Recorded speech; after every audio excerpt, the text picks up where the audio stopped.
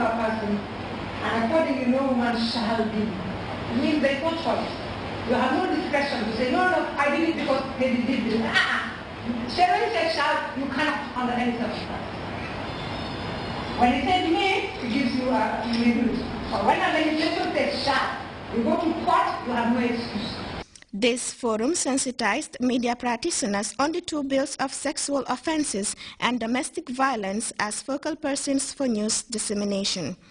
Discussions during this session mainly centered on ways of containing these forms of violence, particularly against women, who, according to studies, account for 85% of victims in every 100. And not women. You go to some places, men are secretaries, and not women. So when we talk about gender, we're talking about those differences that society says men should have, men should be, men should look like. It's society that defines it, it's culture that defines it. So gender is mainly a social or cultural concept. And so gender would also define our relationship.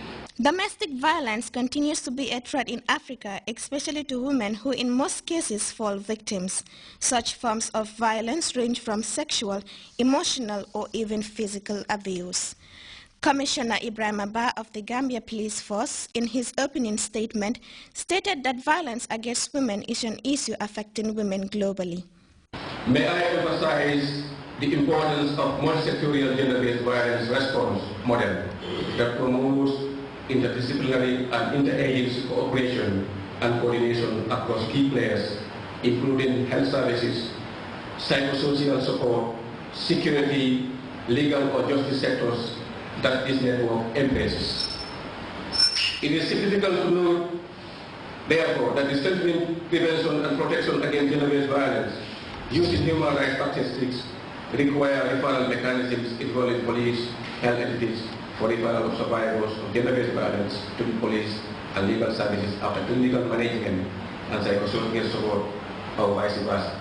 Hadim Boch Barrow of One Stop Center Network, a body constituting virtually all the key players in gender-based violence, also did a presentation at the forum. Journalists and security personnel with the power to make huge difference in society are challenged to be more proactive in the dissemination of lessons drawn from this workshop for greater public awareness. For GRTS News, I am Deiko Mademba. The regional project on sustainable management of endemic ruminant livestock in West Africa, PROGIP, Gambia recently gathered stakeholders for a day's consultative forum on its project capitalization process. The meeting provided participants the platform to share experiences. Rohibite tells us more. And valorization strategy project of PROGIP Gambia is designed in response to the present need to collect, organize and analyze information on the valuable knowledge accumulated during the implementation process.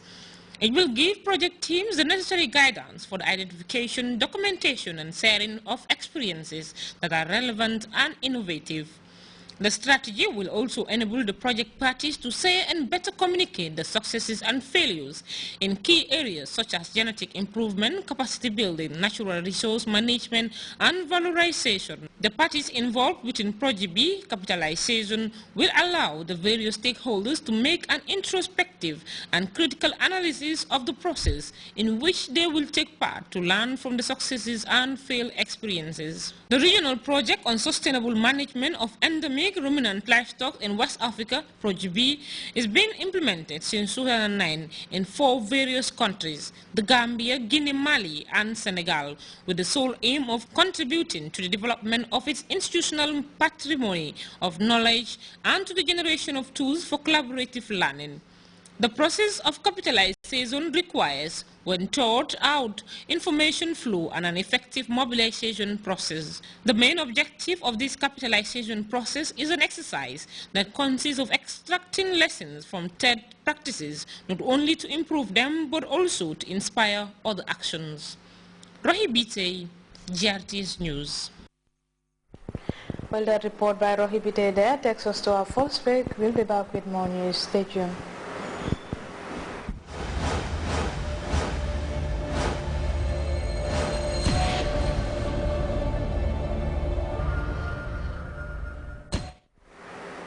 Welcome back. It is a very desperate situation in the Philippines. Nearly a week now after Typhoon Haiyan hit, frustration is mounting, particularly in the city of Tacloban, where relief crews have started handing out vital supplies to vulnerable communities. CNN's Nick Pettenwell went to some of the hardest hit communities. South, away from Storm Yolanda's epicenter, to answer the question, how far had the destruction spread? It took about 40 kilometers before life breathed easier, but then the storm left other dangers. Police warned us of bandits ahead. Civilians are being shot by missiles. Are they rebels? Okay. And why are they doing this? Maybe they are looking for food. We turn back towards the heart of the chaos. As we move closer towards the eye of the storm, signs of the devastation begin to grow, and while many of the trees here are left standing, you can see telegraph poles bent at a slight angle, a sign of the sheer ferocity of what passed through here. They warned us again of bandits at this school, where the smallest are hungry and sick, and where Storm Yolanda was so fantastical in its power, it came straight from Hollywood's own apocalypse. It's just like a movie, 2012, a Storm Yolanda. Scared? Yeah, super scary. The basics of struggle, cues for what little gas remains. Trees are scattered like matchsticks as you approach the town of Palo. Its two church spires standing defiantly, although 800 people died here in this town of 60,000. Some here where waters surged, the winds tearing the back off this house and from their relatives across the river. But we have an uncle from the one barangay which was flooded.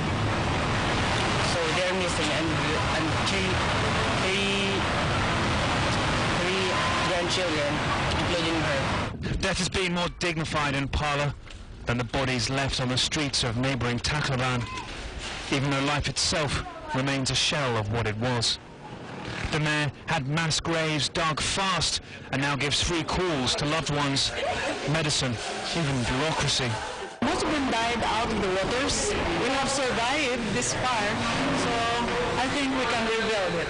The job of simply cleaning up so mammoth, healing seems a distant idea. Children, of course, are the most vulnerable in areas ravaged by this. In one town, they could be seen as pleading with food at the side of the road. In Tacloban, the situation is so dire that even the director of an orphanage can't get essential supplies, as CNN Andrew Stevens reports.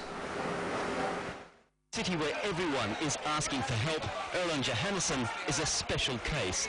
He runs the Streetlights Orphanage here in Tacloban, and he's looking for food and water. So we will last for 72 children and staff for the rest of the day. And then what? And right now everyone is looking. We're organized, everyone is divided into different departments. But you're not seeing the organized relief that you need. No, we're not. Today he's responsible for 72 orphans. At the orphanage, the kids are unaware their food security is hanging by a thread. They do what kids do when they don't have to go to school. They play.